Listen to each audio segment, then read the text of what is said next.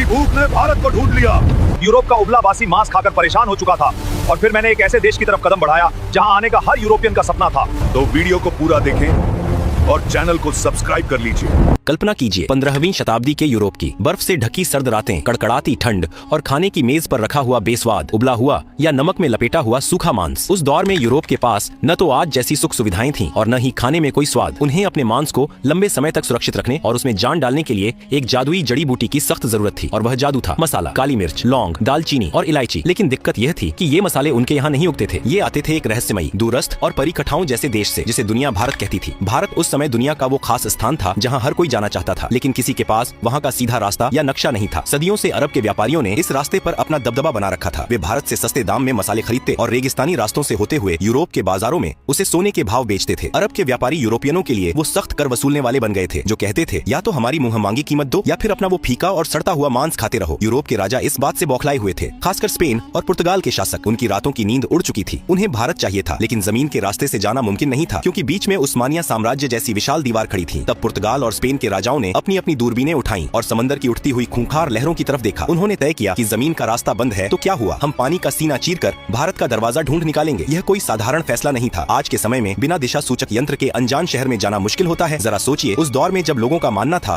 कि दुनिया चपट्टी है, नाविकों में खौफ था कि अगर वे समंदर में बहुत दूर गए तो दुनिया के किनारे से नीचे एक अनंत खाई में गिर जाएंगे या उन्हें विशाल समुद्री राक्षस निगल लेंगे। समंदर उस समय एक ऐसा क्रूर हत्यारा था जो बिना चेतावनी दिए इंसान को लील जाता था। इन्हीं डरे हुए लेकिन लालची माहौल में पुर्तगाल से एक आदमी निकला जिसका नाम था बार्थोलोम्यू डियाज। उसने कहा, महाराज, मैं खोजूंगा भारत। वो अपनी नाव लेकर अफ्रीका के तटों के किनारे किनारे नीचे की तरफ गया, लेकिन जैसे ही वो अफ्रीका के सबसे निचले हिस्से पर पहुंचा, समंदर ने अपना असली खौफनाक रूप दिखा दिया। लहरें पहाड़ों जितनी ऊंची उठ रही थीं, हवाएं जहाज के चीथड़े उड़ाने पर आमादा थीं। डियाज की हालत खराब हो गई। उसने हाथ जोड़ लिए और कहा, भाई, मुझे नहीं चाहिए भारत, मेरी जान ज्यादा कीमती है। उसने उस जगह का नाम रखा तूफानों का अंतरीप और अपनी नाव उल्टी घुमाकर वापस पुर्तगाल भाग गया। पुर्तगाल के राजा मैनुअल प्रथम के सीने में अभी भी मसालों की आग जल रही थी। बार्थोलोम्यू डियाज के वापस लौटने के 10 साल बाद पुर्तगाल के दरबार में एक ऐसे आदमी को बुलाया गया जिसकी आंखों में समंदर का खौफ नहीं बल्कि उसे जीतने की जिद थी। एक ऐसा जिद्दी और सन की नाविक जो मौत के मुंह में हाथ डालने का शौक रखता था। उसका नाम था वास्को डी गामा। राजा ने वास्को डी गामा की आंखों में आंखें डालकर पूछा, क्या तुम वो कर सकते हो जो डियाज नहीं कर पाया? क्या तुम समंदर के उस शैतानी दरवाजे को तोड़कर मेरे लिए भारत ला सकते हो? वास्को डी गामा ने थोड़ा मुस्कुराते हुए अपनी तलवार पर हाथ रखा और कहा, अगर समंदर ने मुझे नहीं निगला तो मैं आपके कदमों में पूरी दुनिया का व्यापार लाकर रख दूंगा। और यहीं से शुरू होने वाली थी इतिहास की सबसे खौफनाक, सबसे रोमांचक और दुनिया का नक्शा हमेशा के लिए बदल देने वाली समुद्री यात्रा। 8 जुलाई 1497 का वो मनहूस लगने वाला दिन। पुर्तगाल का लिस्बन बंदरगाह किसी शानदार जश्न का नहीं बल्कि एक खौफनाक मातम का गवाह बन रहा था। किनारे पर खड़ी हजारों की भीड़ ऐसे छाती पीट पीट कर रो रही थी जैसे वास्को डी गामा और उसके नाविकों को किसी समुद्री यात्रा पर नहीं बल्कि सीधे यमराज के पास एक तरफा टिकट देकर भेजा जा रहा हो। जैसे ही लिस्बन का तट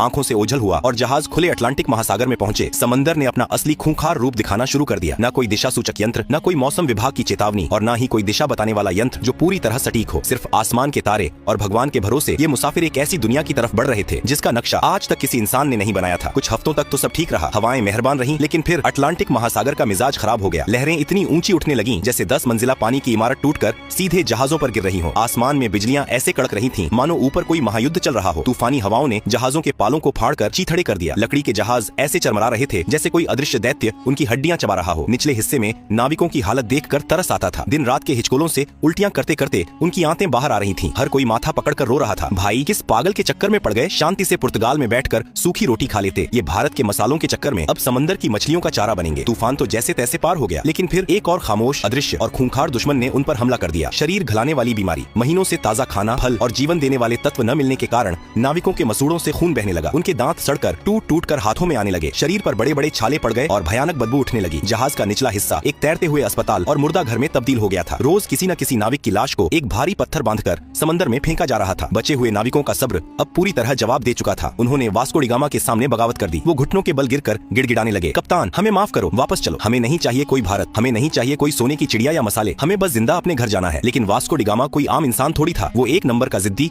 कठोर और सनकी आदमी था। उसने अपनी तलवार निकाली और एक ऐसा काम किया जिसे देखकर नाविकों की हालत खराब हो गई होगी। उसने दिशा बताने वाले सारे उपकरण समंदर में फेंक दिए और चीख कर बोला, सुन लो कान खोलकर, अब हमारे पास लौटने का कोई रास्ता नहीं बचा है। या तो हम भारत पहुंचेंगे या फिर ये समंदर ही हमारी सामूहिक कब्र बनेगा। अगर किसी ने वापस जाने की बात की तो समंदर बाद में मारेगा। मैं उसे पहले अपने हाथों से काट डालूंगा। उस आदमी के इस पागलपन और खौफनाक जुनून के आगे शायद मौत को भी पसीना आ गया होगा। और तभी वो सबसे खौफनाक घड़ी आ गई। वे अफ्रीका के उस सबसे निचले सिरे पर पहुंच गए थे जहां 10 साल पहले बार्थोलोम्यू डियाज ने अपनी हार मान ली थी। वो जगह थी तूफानों का अंतरीप। आसमान दिन में ही स्याह काला हो गया। ऐसा लग रहा था मानो समंदर और आसमान ने मिलकर इन जहाजों को पीसने की कसम खा ली हो। लहरें इतनी विशाल थीं कि जहाज उनके सामने पानी के बुलबुले लग रहे थे। एक लहर जहाज को आसमान की तरफ उछालती तो दूसरी उसे पाताल में धकेल देती। साओ राफेल जहाज का ढांचा बुरी तरह टूट गया था। हर नाविक ने अपनी आंखें बंद कर ली और अपने अंतिम समय की प्रार्थना करने लगा। लेकिन वास्को डी गामा जहाज के पहिए को लोहे की तरह मजबूती से पकड़े सीना ताने तूफान की आंखों में आंखें डालकर खड़ा था। प्रकृति अपने पूरे रौद्र रूप में थी। वो उन्हें निगलना चाहती थी, लेकिन एक इंसान की शुद्ध जिद और पागलपन के आगे वो भी हारने लगी। कई दिनों की इस रोंगटे खड़े करने वाली मौत की लड़ाई के बाद अचानक एक सुबह चमत्कार हुआ। तूफान थम गया। हवाएं सर्द से गर्म होने लगी। लहरें शांत हो गईं और पानी का रंग बदल गया। वास्को डी गामा और उसके बचे खुचे थके हारे नाविकों ने अपनी आंखें खोली। उन्होंने वो कर दिखाया था जो दुनिया के इतिहास में आज तक किसी ने नहीं किया था। उन्होंने उस मौत के दरवाजे को तोड़ दिया था और अब वे एक बिल्कुल नए महासागर हिंद महासागर में प्रवेश कर चुके थे। उस दिन के बाद से उस खूंखार तूफानों के अंतरीप का नाम बदलकर हमेशा के लिए उम्मीद की किरण रख दिया गया, क्योंकि अब उन्हें यकीन हो गया था कि भारत का रास्ता यहीं से जाता है। लेकिन कहानी अभी बाकी थी मेरे दोस्त। वे हिंद महासागर में तो आ गए थे, लेकिन भारत अभी भी बहुत दूर था। और सबसे बड़ी मुसीबत ये थी कि ये समंदर उनके लिए बिल्कुल नया था। यहाँ का पानी, यहाँ की हवाएं, सब कुछ अनजान था। उन्हें नहीं पता था कि भारत किस दिशा में है। उन्हें अब एक ऐसे इंसान की सख्त तलाश थी जो इस अनजान पानी का उस्ताद हो, जो उनका हाथ पकड़कर उन्हें उस स्वर्ण भूमि तक ले जाए। उन्हें एक स्थानीय राहगीर चाहिए था जो आज के सजीव नक्शे की तरह उन्हें सीधा रास्ता दिखा सके। और वो इंसान उन्हें मिलने वाला था पूर्वी अफ्रीका के मालिंदी तट पर। एक ऐसा आदमी जिसकी एक उंगली के इशारे ने पूरी दुनिया का भूगोल और इतिहास हमेशा के लिए पलट कर रख दिया। अफ्रीका के पूर्वी तट पर मालिंदी नाम का एक शांत और खूबसूरत बंदरगाह था। मौत के समंदर को पार करने के बाद वास्को डी गामा के टूटे फूटे जहाज और उसके बदबूदार थके हारे नाविक जब वहाँ पहुँचे तो उनकी हालत जिंदा लाशों जैसी हो चुकी थी। उन्हें बस एक ही चीज की तलाश थी, कोई ऐसा इंसान जो उन्हें उस रहस्यमयी भारत तक ले जाए। उन्हें आज के दौर का एक जिंदा नक्शा चाहिए था। और यहीं पर इतिहास ने सबसे बड़ा और मजेदार मोड़ लिया। वास्को की मुलाकात एक ऐसे इंसान से हुई जिसने उसका हाथ पकड़कर दुनिया का नक्शा ही बदल दिया। उस भारतीय नाविक ने उसे जो चीज दिखाई उसने पुर्तगालियों के होश उड़ा दिए। उसने सितारों की स्थिति, मानसून की हवाओं और समुद्री धाराओं का ऐसा सजीव ज्ञान समझाया जिसे देखकर वास्को डी गामा को लगा कि ये लोग तो समंदर के असली उस्ताद हैं। हवा का रुख बदला। मानसून की तेज और मेहरबान हवाओं ने वास्को डी गामा के जहाजों के फटे हुए पालों में नई जान फूंक दी। अब उन्हें पतवार घुमाने की भी जरूरत नहीं थी। हवाएं खुद उन्हें उनकी मंजिल की तरफ धकेल रही थीं। जैसे जैसे दिन बीत रहे थे नाविकों की धड़कनें तेज हो रही थीं। क्या सच में कोई भारत है या ये सब एक छलावा है? तभी एक शाम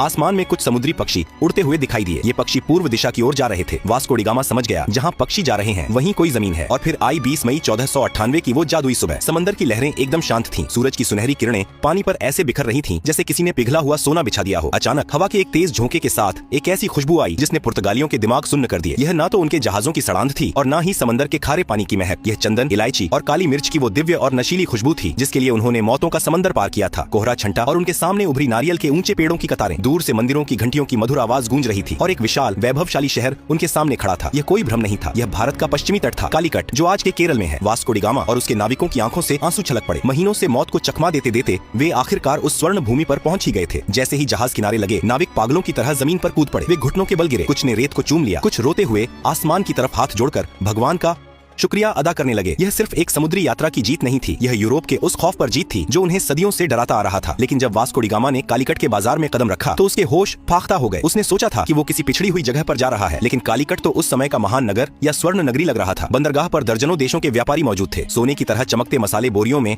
ऐसे खुले पड़े थे जैसे उनके यहाँ मिट्टी पड़ी होती है। रेशम के कपड़े, बेशकीमती रत्न और मसालों के पहाड़ देखकर वास्को डी गामा को समझ आ गया कि जिस भारत को वो खोजने का घमंड कर रहा था वो भारत तो पहले से ही दुनिया के व्यापार का सरताज बना बैठा था। फिर बारी आई वहाँ के राजा से मुलाकात की। केरल के उस बेहद शक्तिशाली राजा का नाम था जामोरिन। जरा इस अजीबोगरीब सांस्कृतिक टकराव की कल्पना कीजिए। राजा जामोरिन अपने भव्य दरबार में एक ऊंचे सोने के सिंहासन पर बैठे थे। उनका पूरा शरीर बेशकीमती गहनों, सोने की मोटी जंजीरों और हीरों से लदा हुआ था और उनके सामने खड़ा था वास्को डी गामा, जिसने महीनों से ठीक से नहाया नहीं था, जिसके कपड़े फटे पुराने और अजीबोगरीब थे। वास्को डी गामा ने थोड़ा अकड़ते हुए राजा को अपना उपहार पेश किया। अब सोचिए वो पुर्तगाल से क्या लाया था। कुछ सस्ती लकड़ियां, कुछ ऊनी टोपियां, पीतल के बर्तन और शहद। ये देखकर राजा जामोरिन के दरबारियों को जोर की हंसी आ गई। उन्होंने सोचा, अरे भिखारी, ये क्या कबाड़ उठा लाए हो? हमारे यहाँ के नौकर भी इससे महंगा सामान पहनते हैं। लेकिन राजा जामोरिन बहुत ही शांत और समझदार थे। उन्होंने भारतीय संस्कृति का पालन करते हुए इस विदेशी मेहमान का स्वागत किया और उसे अपने राज्य में व्यापार करने की अनुमति दे दी। वास्को डी गामा को अभी भी यकीन नहीं हो रहा था। जिस चीज के लिए यूरोप वाले सालों से तरस रहे थे वो भारत ने उन्हें बिना किसी लड़ाई के ऐसे ही दे दी। लेकिन वास्को की आंखों में अब एक अलग ही चमक आ चुकी थी। वह सिर्फ व्यापार करने नहीं आया था, उसने कालीकट की अपार संपत्ति देख ली थी और उसके लालची दिमाग में अब एक ऐसा शैतानी महायोजना पक रही थी जो अगले कुछ दशकों में पूरी दुनिया का इतिहास खून से लिखने वाला था। वास्को डी गामा ने कालीकट में कुछ महीने बिताए और वहाँ का चप्पा चप्पा छान मारा। उसने देखा कि यहाँ का माल तो एकदम सबसे उत्तम है। उसने अपनी बची खुची कौड़ियों और पैसों से अपने जहाजों को मसालों से ऐसे भर लिया जैसे कोई इंसान किसी मुफ्त की दावत में अपनी प्लेट में खाना ठूंसता है। काली मिर्च, लौंग, दालचीनी, जहाजों की लकड़ी तक मसालों की महक से सराबोर हो गई थी। एक भारतीय जहाज भी उसने अपने साथ ले लिया ताकि माल ज्यादा ले जाया जा सके। अब बारी थी वापसी की। वापसी का सफर भी कम खौफनाक नहीं था। बीमारियां और तूफान फिर से नाविकों पर टूट पड़े, लेकिन इस बार उनके पास एक उम्मीद थी। उनके जहाजों के निचले हिस्से में करोड़ों का खजाना भरा हुआ था। जब वास्को डिगामा का बचा खुचा बेड़ा पुर्तगाल के लिस्बन बंदरगाह पर वापस लौटा तो वहाँ का नजारा देखने लायक था। जो लोग उसे रोते हुए यमराज के पास विदा कर रहे थे वो अब उसकी आरती उतारने को तैयार खड़े थे। राजा मैनुअल प्रथम तो खुशी से नाचने लगा, लेकिन असली भूचाल तब आया जब वास्को ने अपना माल पुर्तगाल के बाजार में उतारा। इतिहास का सबसे बड़ा खजाना हाथ लग चुका था। इस समुद्री यात्रा का सारा खर्च, नाविकों का वेतन, टूटे जहाजों का भारी नुकसान, यह सब कुछ काटने के बाद भी उस एक खेप से वास्को डिगामा को पूरे 64 गुना का शुद्ध मुनाफा हुआ। जरा सोचिए, आज के जमाने में लोग व्यापार में थोड़े से मुनाफे के लिए पागल हो जाते हैं और इस आदमी ने एक ही बार में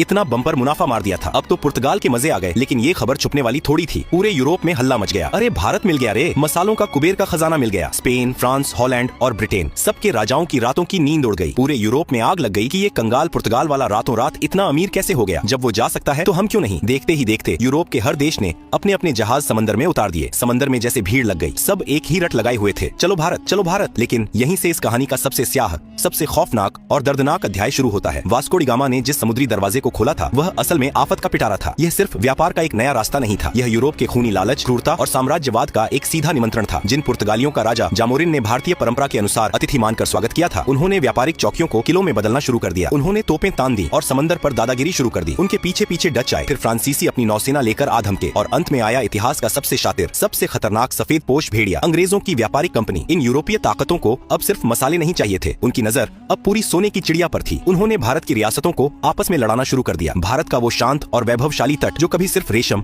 मसालों और संस्कृति के आदान प्रदान का वैश्विक केंद्र था, अब बारूद की गंध, तोपों की गूंज और कूटनीति के गंदे खेल से दहलने लगा। जिस देश ने अपनी महान उदारता के चलते एक फटेहाल, थके हारे विदेशी नाविक को पनाह दी थी, उसी देश को इन व्यापारियों ने अपनी गुलामी की बेड़ियों में जकड़ लिया। व्यापार के नाम पर लूट का ऐसा नंगा नाच शुरू हुआ जिसने दुनिया के सबसे अमीर देश की कमर तोड़ दी। सदियों तक भारत के माथे पर उपनिवेशवाद का कलंक थोप दिया गया। भारत का सारा सोना, सारा वैभव जहाजों में भर भर कर यूरोप की तिजोरियों में जाने लगा और वहाँ की सड़कें भारतीय खून पसीने से चमकने लगी। लेकिन क्या भारत सिर्फ एक जमीन का टुकड़ा था जिसे कोई भी नाविक आकर खोज ले और कोई भी राजा आकर जीत ले? नहीं, भारत एक विचार है, एक अजेय और अमर आत्मा है। सदियों की गुलामी, अकल्पनीय शोषण और घोर अंधकार के बावजूद इस आत्मा की आग को कुचला नहीं जा सका। वास्को डिगामा ने भले ही 1498 में भारत की जमीन तक पहुंचने का रास्ता खोजा था, लेकिन दुनिया ने असली भारत को तब जाना जब 15 अगस्त 1947 को इस देश ने अपनी छाती पर रखी गुलामी की बेड़ियों को एक झटके में तोड़कर फेंक दिया। जब लाल किले की प्राचीर से आसमान में तिरंगा शान से लहराया तो दुनिया को यह परम सत्य समझ में आ गया कि भारत को कोई खोज नहीं सकता। यह वो सनातन सत्य है जो हमेशा से था, है और अनंत काल तक रहेगा। और इस तरह मसालों की एक हल्की सी खुशबू से शुरू हुई एक खौफनाक समुद्री यात्रा ने दुनिया को उसका सबसे बड़ा सबक सिखा दिया कि आप सोने की चिड़िया को कुछ वक्त के लिए पिंजरे में तो कैद कर सकते हैं, लेकिन उसकी उड़ान को हमेशा के लिए कोई नहीं रोक सकता।